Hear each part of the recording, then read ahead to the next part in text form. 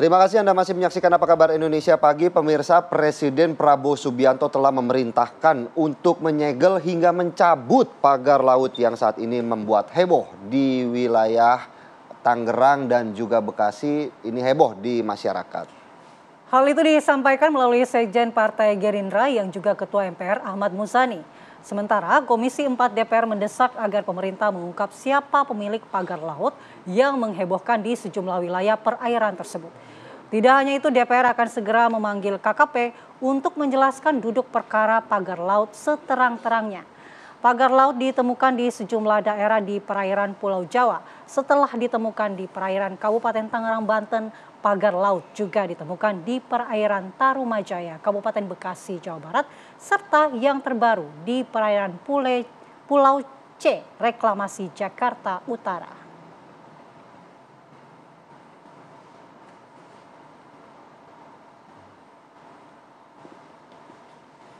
Pemirsa, Menteri Kelautan dan Perikanan Sakti Wahyu Trenggono angkat bicara masalah pagar laut yang menghebohkan dalam beberapa waktu ini. Wahyu Trenggono juga menyebut masih banyak permasalahan yang dialami nelayan dan pengelolaan sumber daya alam dari laut, termasuk garam.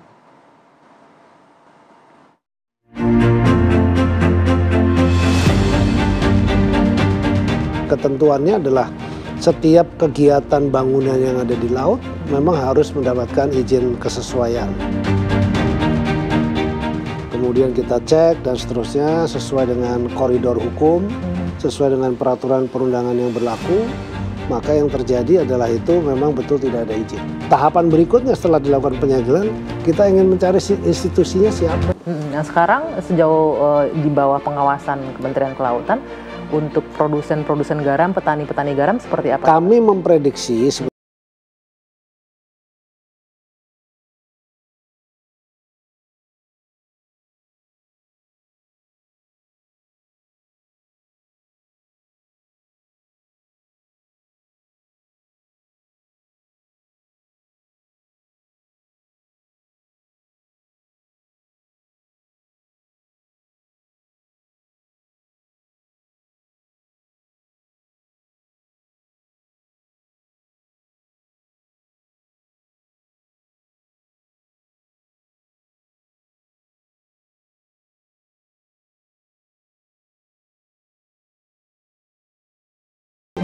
itu dia NaCl-nya 98, bagus kan, kayak kristal gitu. Jadi kita sudah lakukan. Itu PR ke depannya Pak ya? Jadi gini, karena itu kita kan sudah merdeka nih, waktu itu 7.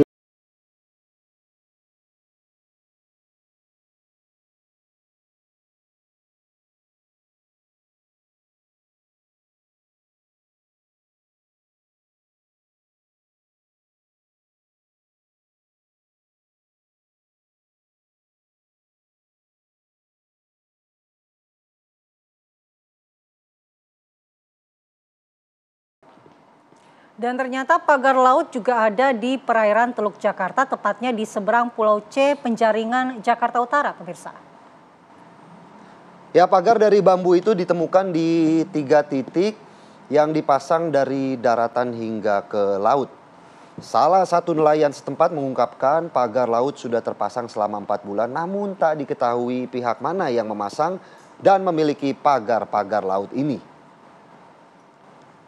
Bahkan pengupas kerang hijau mengeluhkan keberadaan pagar laut ini. Sementara Pemprov Jakarta bersama Kementerian Kelautan dan Perikanan masih meninjau izin pagar laut yang berada di seberang Pulau C reklamasi ini. Belum beres yang di Tangerang dan Bekasi, muncul lagi ya. Jakarta Sepertinya Utara. Ini banyak sebenarnya, cuma tidak menjadi sorotan. Tren yang negatif tapi.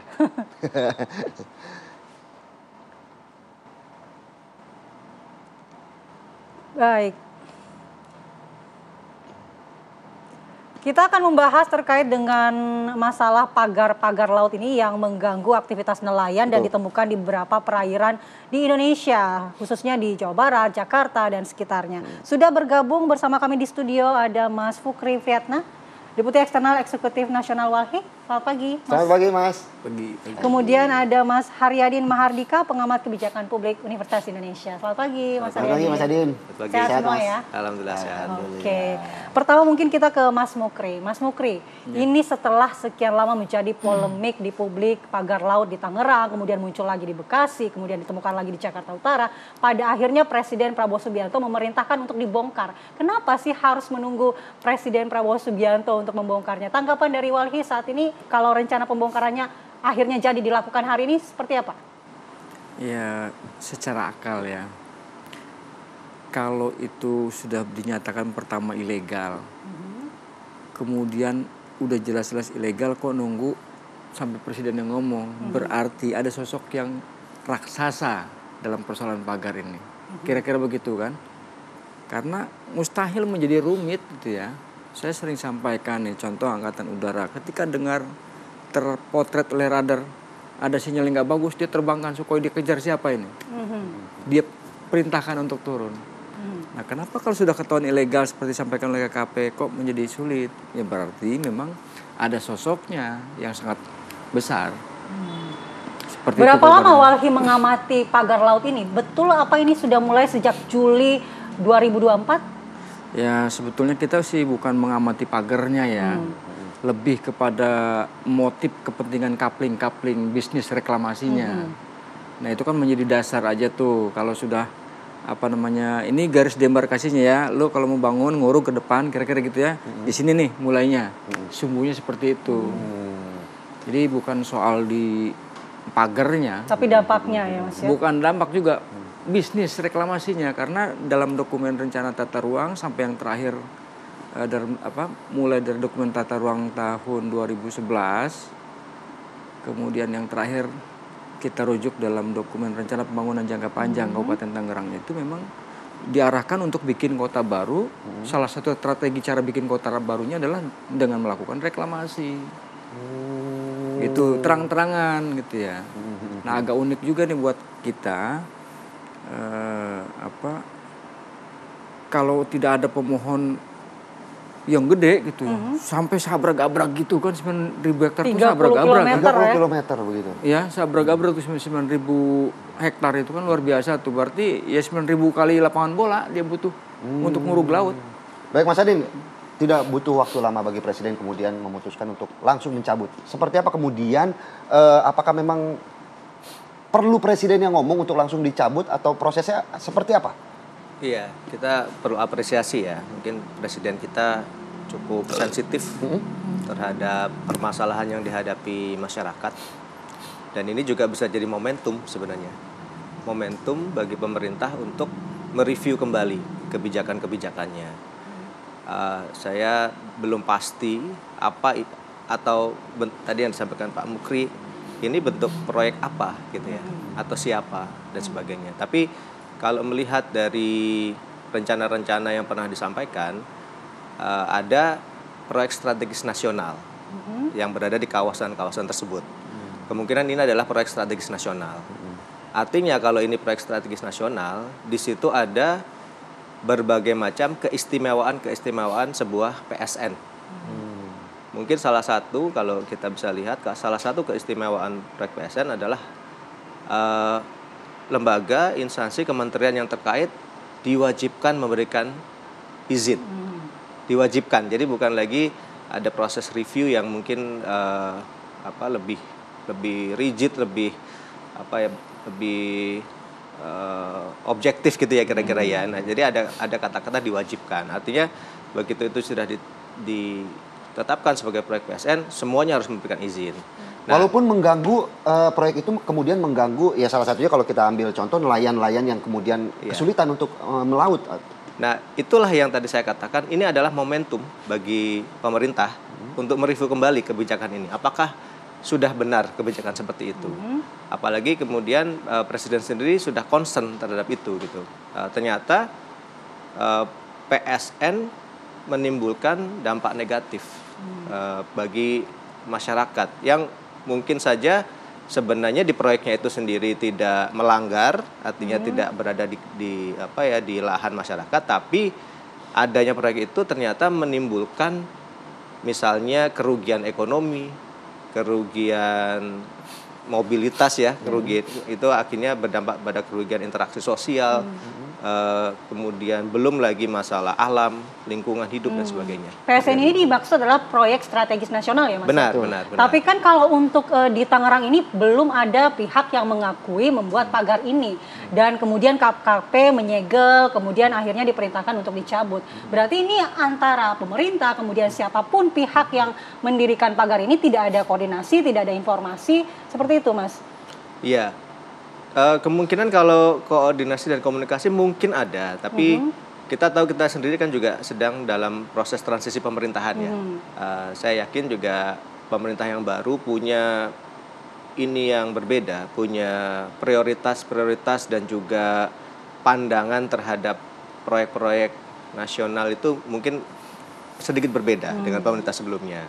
Nah, inilah saya lihat yang perlu tadi direview kembali dulu, perlu duduk bersama lagi. Tapi yang paling penting saya melihat tadi, saya mengapresiasi Presiden Prabowo langsung mengambil tindakan. Jadi artinya ya sudah, kalau ini ternyata punya dampak yang negatif terhadap masyarakat dan publik, ya kita stop dulu, kita bersama-sama kita pikirkan dan kita diskusikan dulu gitu. Menurut saya itu langkah yang gestur yang baik dari pemerintah sebenarnya. Tapi Pak Mukri, saya mau ke Pak Mukri. Pak Mukri, kalau kita ketahui bersama bahwa pagar-pagar laut ini kan dipasang sudah hampir cukup lama. Artinya mungkin sekitar 7 sampai 8 bulan.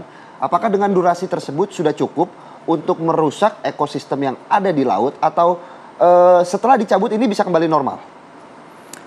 Kalau untuk terumbu karang memang dia masih bisa, mungkin ya, sangat mungkin untuk kemudian pulih kembali. Misalnya kan gini, nggak mungkin dia menancapkan itu bambunya kena terumbu karang, pasti nggak mungkin. Caranya gimana? Kudu bawa material lain, namanya pasir, entah dicemplungin pakai karung gitu ya. Karena kalau dia ke karang kan nggak mungkin keras tuh, nggak bisa nancap. Nah yang jadi soal pas material berisi pasir dalam karung itu yang nimpah terumbu karangnya. Begitu itu kalau seandainya dia di lokasinya terumbu karang, itu yang jadi soal. Kalau lamun lebih gampang lagi kan ya. Kalau lamun kan tancap aja udah gugur, kena ke akar-akarnya kalau padang lamun. Sementara kalau dari pergerakan ikan sendiri kemarin juga sempat dikeluhkan bahwa pemasangan pagar laut ini bisa merubah alur dari pergerakan ekosistem ikan yang ada di laut.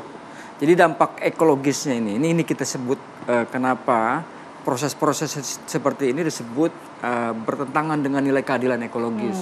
Karena satu ya, dampak kerusakan ekosistem terumbu karang, padang lamun. Nah, konsekuensi dari kerusakan-kerusakan ini menurunnya jumlah jenis ikan, misalnya gitu ya. Menurun jenis itu bukan karena mati. Karena habitatnya nggak ada lagi, dia hilang. Jadi habitat juga berkurang, keragaman hayatinya juga berkurang. Seperti itu. Baik. Nah ini konsekuensi tambahan ke depannya, kalau kemudian semuanya sudah hilang, nelayan tuh terutama biasanya kan mengandalkan tangkapan tuh di pinggir tuh, ikan-ikan palagis. Terutama saat gelombang pasang yang dikenal dengan angin barat, disitulah mereka mengandalkan. Nah kalau sudah didembarkasi dengan bambu seperti itu kesulitan. Baik. Udah ikannya kabur gitu ya. Makanya kalau udah kemudian biayanya kok jadi tambah. Kayak di luar kemudian dia harus berputar arah. Jangkauan jelajahnya itu jauh lebih dibandingkan dengan situasi yang normal. Baik. Kita juga ingin tahu sudah berapa besar sih sebenarnya kerugian yang dialami oleh nelayan-nelayan kita akibat aktivitas pembakaran di laut ini. Nanti tapi kita jeda dulu pemirsa, kita akan kembali lanjutkan dialog sesaat lagi.